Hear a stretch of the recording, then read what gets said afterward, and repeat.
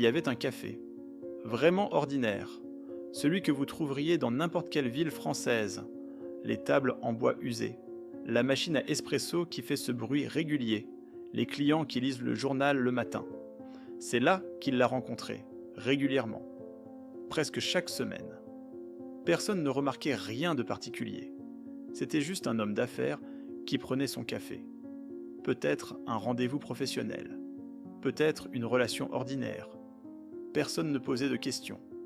Et c'est là que commencent les mensonges. Parce que le détective privé Naman Jain, il a décidé de revenir en arrière, de creuser vraiment, d'interroger les gens que la police avait déjà questionnés, d'écouter les détails que personne n'avait trouvés importants. Et ce qu'il a découvert n'était pas ordinaire du tout. Il y avait une femme, elle a disparu un mardi. Mais attendez, le lundi, elle avait un rendez-vous au café avec cet homme. Un rendez-vous que le serveur se souvenait. Pas parce qu'il était remarquable, mais parce qu'il était le dernier. Le dernier moment où quelqu'un l'a vue vivante. Et l'homme assis en face d'elle. Il avait dit à la police qu'il ne l'avait pas vue depuis des semaines. Vous sentez déjà le problème. Naman Jain a commencé à assembler les pièces, les photos des clients du café, les témoignages des serveurs, les registres de réservation qui traçaient qui était venu quand. Et puis les vidéos de surveillance, parce qu'un café moderne a des caméras, rarement excellentes, rarement claires, mais elles enregistrent, elles gardent les preuves. Ce qu'il a vu sur ces vidéos, c'était lui, clairement, indiscutablement, assis avec elle, la main sur son bras, l'expression de quelqu'un qui connaît quelqu'un, intimement. Et l'heure marquée sur l'enregistrement était celle du jour avant sa disparition. Mais là, c'est vraiment troublant. Il y avait quelque chose de plus. Les enquêteurs originaux avaient d'ailleurs noté quelque chose d'étrange, une anomalie dans la timeline. Il y avait un trou, une période de 4 heures où personne ne savait où elle était, entre le moment où elle a quitté le bureau et quand elle a dû rentrer chez elle. 4 heures qui ont changé tout. Naman Jain a commencé à interroger les collègues de travail, les amis proches, la famille. Et chacun disait la même chose.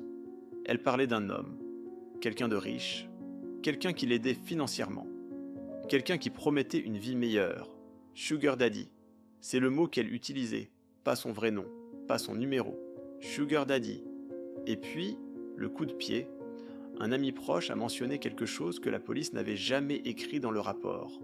C'était une relation secrète. Personne ne devait savoir. Parce que cet homme, il était marié, riche, respecté. Personne ne devait découvrir que sa relation était avec une femme plus jeune qu'il payait pour.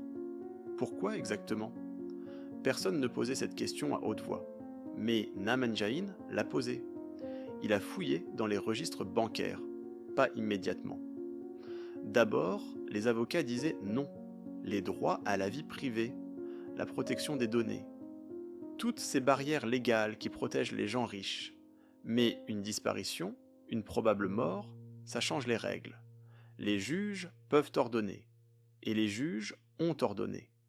Et là, l'argent apparaît, des virements réguliers, de cet homme vers elle, des montants importants, pas de description, juste du cash qui disparaît du compte de quelqu'un d'aisé vers quelqu'un qui luttait financièrement. C'était la preuve d'une relation cachée, d'une dépendance financière, d'un pouvoir terrifiant que l'un exerçait sur l'autre. Les messages textes arrivaient ensuite, des centaines, des milliers, de l'amour mélangé à de la manipulation, des promesses suivies de menaces, de l'adoration suivie d'humiliation. C'est le cycle. Vous savez comment ça fonctionne. Ça isole la victime, ça la rend dépendante, ça la rend silencieuse.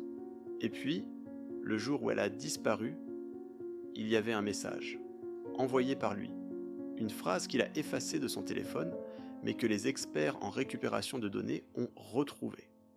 Et cette phrase, elle n'était pas une promesse, c'était un ultimatum.